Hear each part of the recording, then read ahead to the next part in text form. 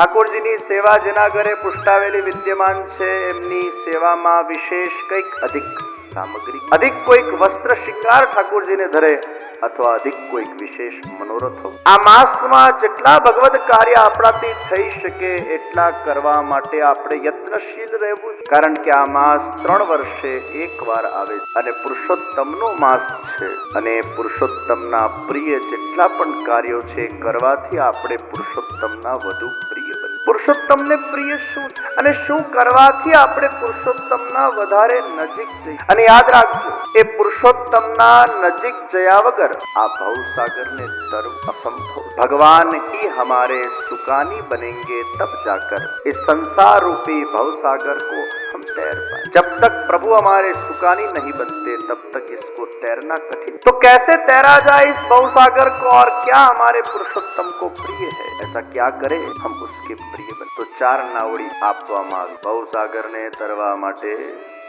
4 નાવ. સૌથી પહેલી નાવડી એ ભગવાનની સેવાની નાવડી. અગર તમે ઠાકોરજીની ખૂબ પ્રેમથી, ભાવથી, શ્રદ્ધાથી સેવા કરો, અર્થાત પ્રભુને લાડ લડાવો છો, પ્રભુના સ્વરૂપમાં અગર તમને આસક્તિ થઈ જાય છે, સેવામાં રુચિ પ્રગટ થઈ જાય છે, પ્રેમ પ્રગટ થઈ જાય છે, તો સમજો આ પહેલી નાવડીમાં તમે. આ 4 માંથી કોઈ પણ એક નાવડીમાં અગર આપણે બેસી જઈશું તો આ ભવસાગર તરી જવાનું. પણ એક નાવડી, અને જો આ 4 માંથી એકે નાવડીમાં अगर आपको चित्त न चोटे तो समझो अजी एकाध फेरो राह जोइन बैठ. अगर ये आपका आखिरी जन्म है, अगर भगवान ने ऐसा सोच लिया है, निर्धारित कर लिया है कि मुझे इस जीव को दूसरी बार इस जन्म मृत्यु के फेरे की इस साइकिल के अंदर नहीं रखना, तो ये 4 में से कोई भी एक नाव में आप बैठ. और ये 4 नाव के सुकानी भगवान स्वयं है. ઘણા લોકો એટલા ભાવથી ઠાકોરજીની ઘરે સેવા કરતા. અમારા કુમુદબેન કેટલા ભાવથી સેવા. કુમુદબેનની સેવા ક્યારેક જોવા જાય, મને એમ લાગે છે કે લંડનના અંદર જેટલા પણ આપણા વૈષ્ણવ પરિવાર છે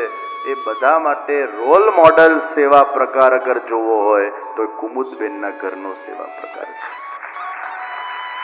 અને જે ભાવથી ને પ્રેમથી ઠાકોરજીને લાડ લડાવે, આમ સાક્ષાત પ્રભુ એમના ત્યાં વિરાજીને એમને અલગ અલગ અનુભવો કરાવે. જાહેરમાં તો અનુભવોને ન કહી શકે, પણ ઘણી બધી વાર એમને જીજીને કીધા હશે, મને કીધા હશે. ઠાકોરજી કઈ રીતે એમના સાથે હસતા, બોલતા, જુદી જુદી લીલાઓ કરતા એમને કોઈને કોઈ સ્વરૂપે અનુભૂતિઓ કરાવે છે. આવા દૈવી જીવો એ આ ભૂતલ પર બહુ ઓછા. અને એ કુમુદબેને આખા પરિવારને ભક્તિના રંગમાં, આ પરિવારમાં ભક્તિનું દાન ભગવદ ઈચ્છાથી ને ભગવદ કૃપાથી અગર ભગવાને પોપટ પરિવારમાં કોઈકને નિમિત્ત બનાવીને કરાવ્યું હોય તો એ શ્રેય કુમુદબેનને જાય. ઘણા જીવો એવા હોય કે જેમને ઠાકોરજીની સેવામાં ખૂબ સ્વરૂપાસક્તિ થઈ જાય. પછી બાલકૃષ્ણલાલજીનું સ્વરૂપ હોય, શ્રીનાથજીનું સ્વરૂપ હોય, મદન મોહનજીનું સ્વરૂપ હોય, એ દ્વારિકાધીશજીનું સ્વરૂપ હોય, એ મથુરાધીશ, એ કોઈ પણ સ્વરૂપ હોય, એ સ્વરૂપમાં એવું સદાત્મ સિદ્ધ થઈ જાય કે ઠાકોરજી એમના ઘરે પોતાના એક ફેમિલી મેમ્બર તરીકે વિરાજમાન થઈ જાય. આ કોઈ પરાયો નથી, આ મારું. ઘણા લોકોને સેવા કરવી હોય છે પણ ગભરાય, ઘણાને કરવી હોય છે પણ થતી. ઘણી બધી વાર બધાને કહેતો કે તમને જો સેવા કરવી હોય, ખરેખર એવો હૃદયમાં ભાવ હોય તો પછી રોકા, મૂવ ફોર. અરે કરવાની તો બહુ ઈચ્છા છે પરંતુ શું કરીએ, સમય ઓછો. ક્યાંક કંઈક ને કંઈક નડતર વચ્ચે આવી જાય છે. હમણાં નક્કી કરીએ બીજા દિવસે કંઈક નડતર આવી જાય એટલે થઈ નથી શકતી. ઈચ્છા તો બહુ છે.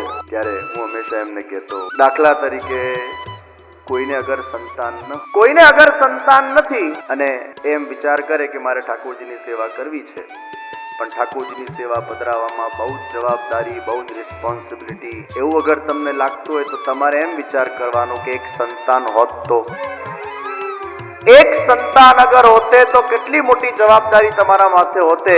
તો તમને સંતાન જ નથી તો ચોક્કસ તમે એ ઠાકોરજીને જ પોતાના સંતાન બનાવીને એ બાલકૃષ્ણલાલજીના સ્વરૂપના અંદર જોડાઈને એમની સેવા ભક્તિ કરીને પોતાનું આત્મકલ્યાણ કરો. કારણ કે હોતે તો બહુ મોટી જવાબદારી હોતે. તો કોઈ કે અમને તો એક છે તો એમ વિચારવાનું, બે હોત તો કેટલી મોટી જવાબદારી આવત. કોઈ કે અમને 2 છે તો તમારે એમ વિચારવાનું 3 હોત તો.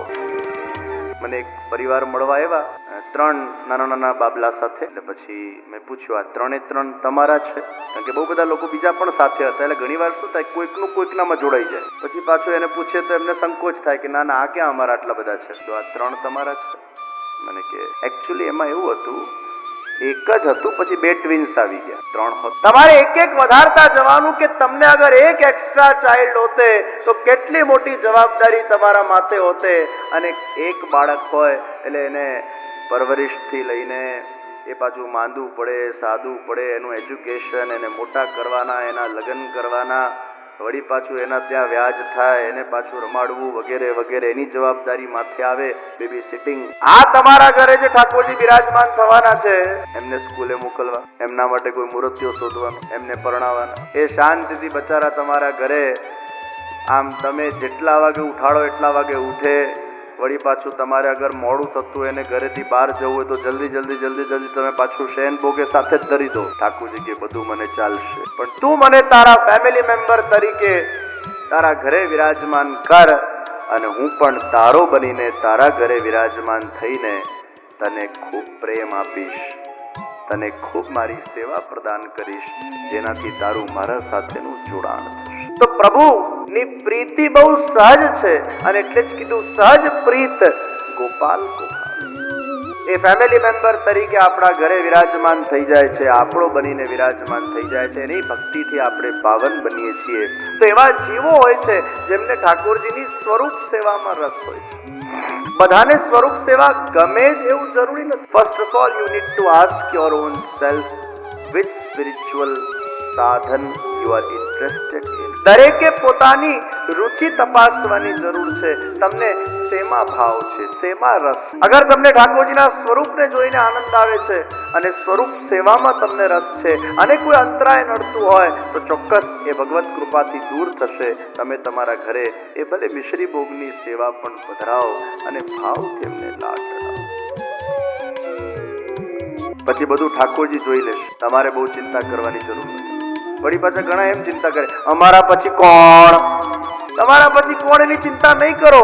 એ ઠાકોરજી એમના ગુરુ ઘરે પધારી જશે, એ કોઈ ચિંતા કરવાની જરૂર. તમે છો ત્યાં સુધી, છેલ્લા શ્વાસ સુધી ઠાકોર. તો પહેલી નાવડી એ ભગવાનના સ્વરૂપ સેવાની નાવડી.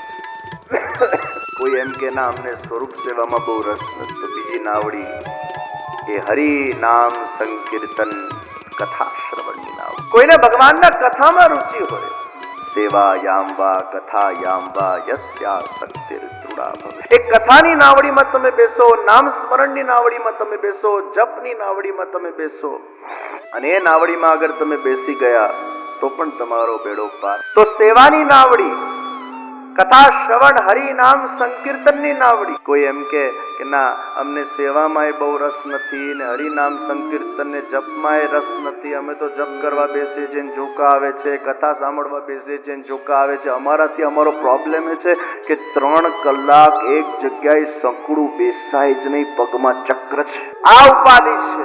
અમે એક જગ્યાએ બેસી, એક જગ્યાએ 3 કલાક બેસવું પણ એક તપ છે. અને ઘણા તો પાછા જપ કરવા બેસે એટલે ઓહો આખા દુનિયાની લપ એમના મગજમાં આવી જાય. ઘણા આમ જપ કરવા બેસે ને પહેલા તો આમ ધીરે ધીરે જપ કરે, પછી એટલું ફાસ્ટ જપ કરવાનું ચાલુ કરી નાખે કે એક શબ્દ બીજા શબ્દ પર ગુલાટ ખાઈ નાખે, પછી શબ્દો ન સંભળાય, એટલું ફાસ્ટ. એક જણાને મેં માળા કરતા જોયા. મેં એમને પૂછ્યું ભાઈ તમે બહુ માળા કરો છો? મેં સાંભળ્યું હા હું તો 1000 માળા કરું રોજ. 1000. પછી મેં એમને માળા કરતા જોયા ને, હા 2 હાથ વડે, વારે આ તો આપણી એક માળા એટલે અમને 1000 માળા થઈ. એમને બસ એક એવું સેટિસ્ફેક્શન કે હું રોજ 1000 માળા કરું. તો કોઈ કે અમને સેવામાં રસ નથી, અમને હરિનામ સંકીર્તન કે જપ કે કથામાં પણ અમારી બહુ ખાસ કોઈ રુચિ નથી.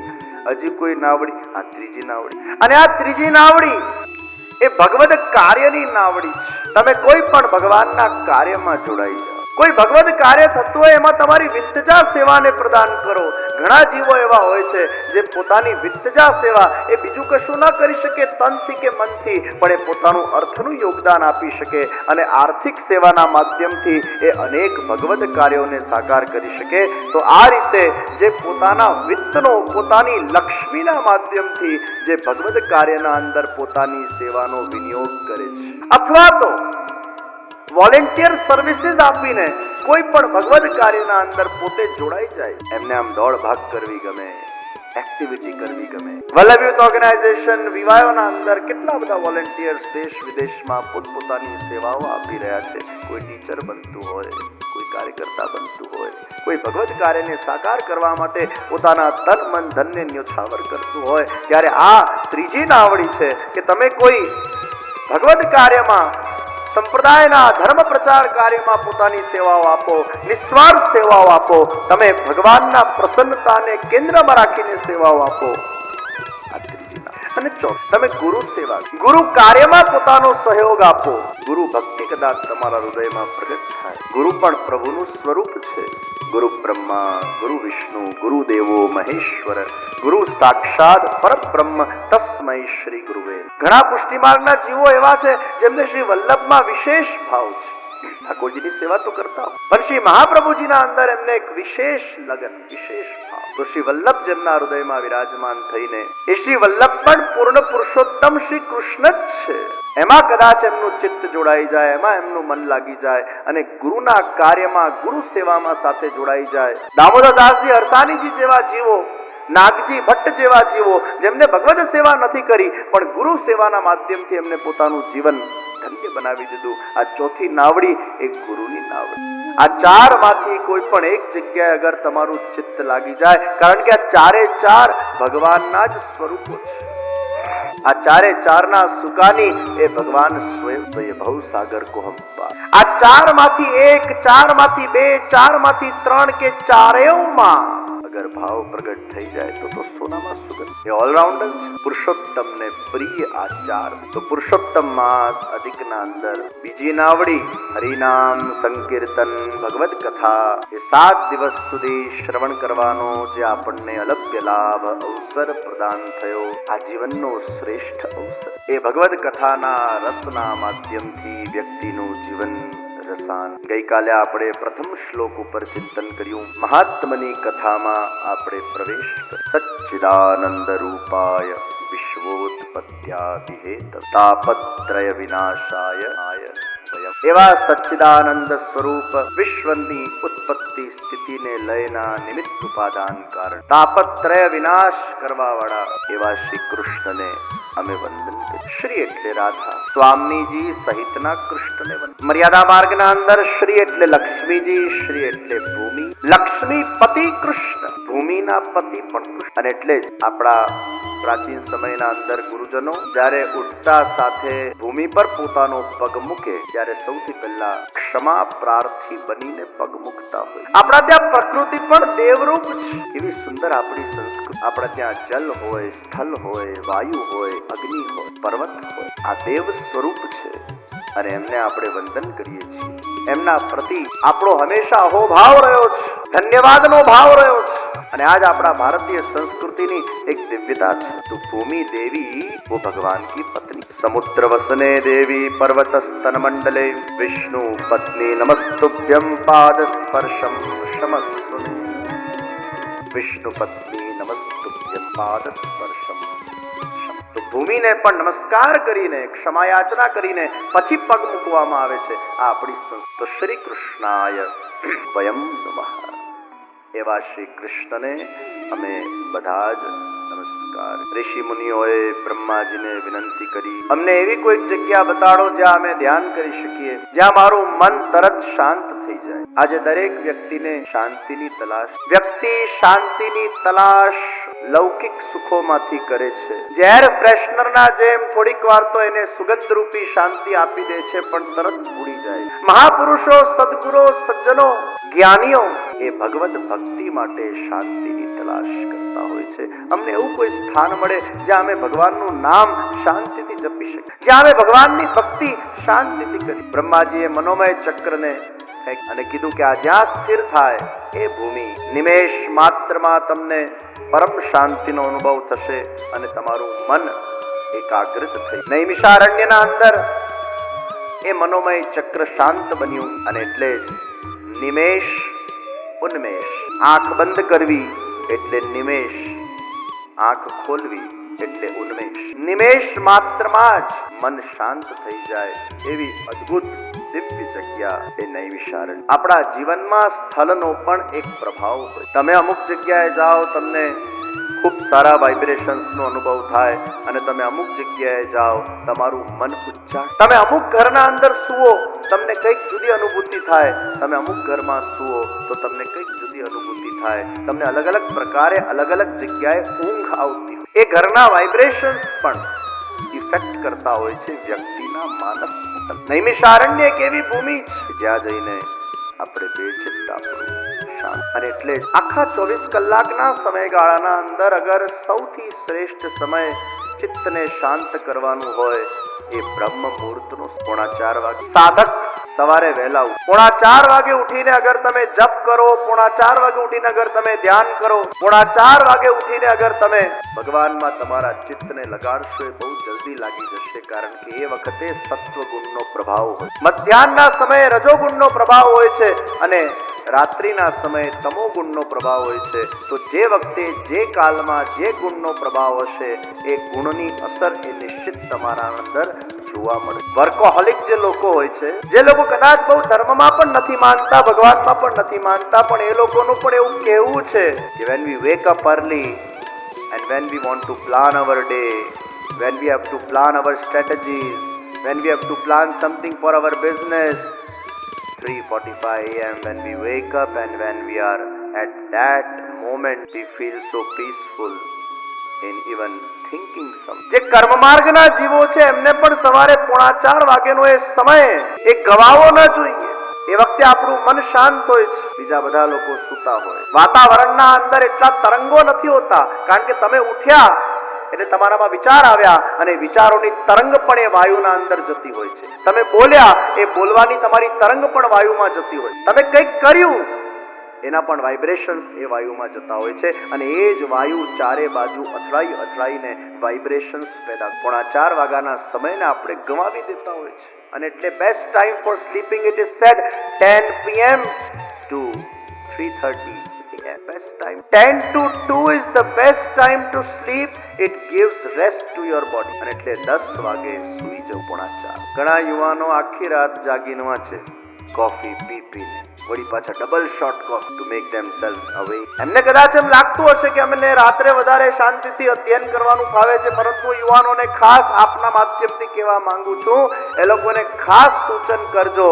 કદાચ તમને કોફી પીને એમ લાગશે કે તમને આમ ફ્રેશનેસ ફીલ થઈ રહ્યું છે, લાંબા ગાળે ક્યાંક એ આપણા બ્રેનને અસર. આપણે ઘણા વૃદ્ધોને નથી જોતા 70-80 વર્ષ, 90, અલ્ઝાઇમરથી પછી પીડાય. અમુક ઉંમર થાય તો અલ્ઝાઇમર ડિઝીઝ. હવે આ જેટલા કેફીન, નિકોટિન યુવાન અવસ્થામાં આપણામાં વધુ માત્રામાં ગયા હશે, ને આ રીતે રાત જાગીને જે લોકોએ કેફીન પી કર્યા છે, એટલે પછી એ લોકોની ઉંમર અમુક થશે, એટલે અમુક પ્રકારના ડિઝીઝ, અમુક પ્રકારનું ભૂલક્કડ ને જોવા. અને બીજી રીતે એની ઇફેક્ટ થાય સવારે વહેલા ઉઠીને વાંચન. અને તો 24 કલાકમાં આ 4:30 વાગ્યાના સમયને આપણે એ ધ્યાન માટે, જપ માટે, વાંચન માટે, પોતાની આંતરિક સાધના માટે અથવા કર્મ માર્ગીઓ માટે, એમની સ્ટ્રેટેજીઝ માટેનો નૈમિષારણ્યના અંદર 88,000 ઋષિ મુનિઓ એકત્રિત બન્યા અને સૂતજીને વ્યાસાસને વિરાજમાન કરીને એમનું અભિવાદન કર્યું છે. નૈમિષે સુતમાસીન અભિવાદ્ય મહામતિમ કથામૃતરસાસ્વાદ કુશલઃ શૌનકો બ્રવીત અજ્ઞાન દ્વાંત વિદ્વંસ કોટિ સૂર્ય સમપ્રભ સૂતાખ્યાયી કથા સારમ મમ કર્ણ રસાયનમ ભક્તિ જ્ઞાન વિરાગાપ્તો વિવેકો વર્ધતે મહાન માયા મોહ નિરાસશ્ચ વૈષ્ણવૈઃ ક્રિયતે કથમ. સૂતજીનું અભિવાદન કર્યું, અને અભિવાદન કરીને આ બધા જ ઋષિ મુનિઓ સૂતજીને પ્રશ્ન કરી રહ્યા છે, અજ્ઞાન રૂપી અંધકારમાંથી અમે કઈ રીતે બહાર નીકળીએ? હે સૂતજી, આપનું જ્ઞાન એ કોટી સૂર્યના પ્રકાશ રૂપ છે, એ આપના જ્ઞાનથી અમને પાવન કરી. ભક્તિ, જ્ઞાન, વૈરાગ, આ વિવેકનું વર્ધન થાય, આ માયા અને મોહનું નિરસન કઈ રીતે થઈ શકે ઉપાય? પ્રિયજનો, શૌનક ઋષિઓએ સૌથી પહેલા પોતાના ગુરુનું અભિવાદન કર્યું.